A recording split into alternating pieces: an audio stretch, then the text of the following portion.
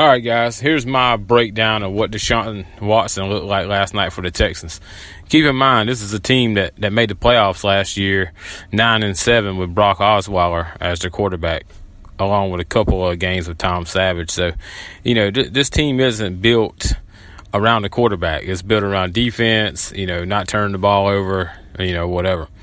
Deshaun played fairly well. A lot of people detract in, his performance, but 15-24, 125, no touchdowns, but no interceptions. Didn't turn the ball over. Had 67 yards on the ground. The biggest was a 49-yard touchdown run, which is impressive. There's not many quarterbacks in the league right now who can do that. Mariota may be one that comes to mind, but he played a decent game. You got to keep in mind he didn't have his top three tight ends healthy. They all three were out with concussions, so that's blocking. Plus with Fedor, which that's probably his second leading target he'll have this year. So he had to go to Nuke Hopkins more often than he probably would have liked. I also got to realize Will Fuller, the second best receiver on the team and probably the fastest on the team, is out halfway through the season. He's a good target as well.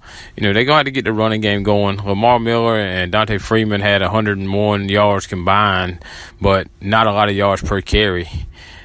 As he progresses by week 6, 7, 8, I think Deshaun Watson will be fine. You got to realize, the game speed is a lot quicker in the NFL than it is in college.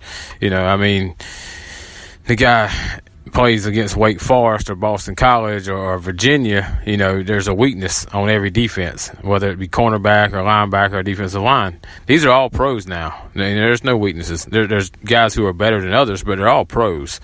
So, you got to realize everybody runs, sub 4.5. Everybody bench presses, 225 20 times or whatever. So there's really no weaknesses in this. And the game will slow down as he gets, reps and production. And I think by week 8 or so, he'll be in good shape. Is he going to be, the next Michael Vick, Randall Cunningham type guy? Maybe not. But he does have that part of his game where he can escape, the pass rush and get out of the pocket. If he can just stop playing himself and hit throws on the run, that'll up his game tremendously. I don't think it was a terrible performance. It wasn't the greatest performance, but the Bengals aren't terrible on defense. And he's still young.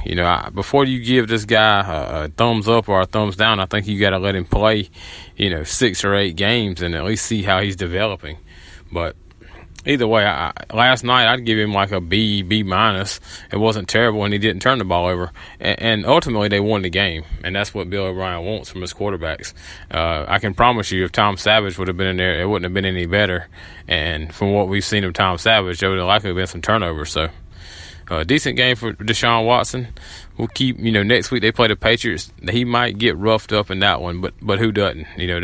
They beat the best of the best. They've roughed up Peyton Manning for his whole career and a lot of good quarterbacks, on their way to 5 championships. So just keep an eye on Deshaun Watson. Give him about 6 or 8 weeks before you put your grade on him.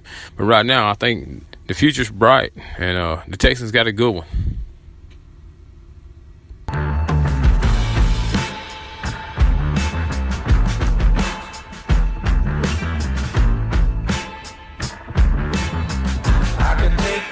From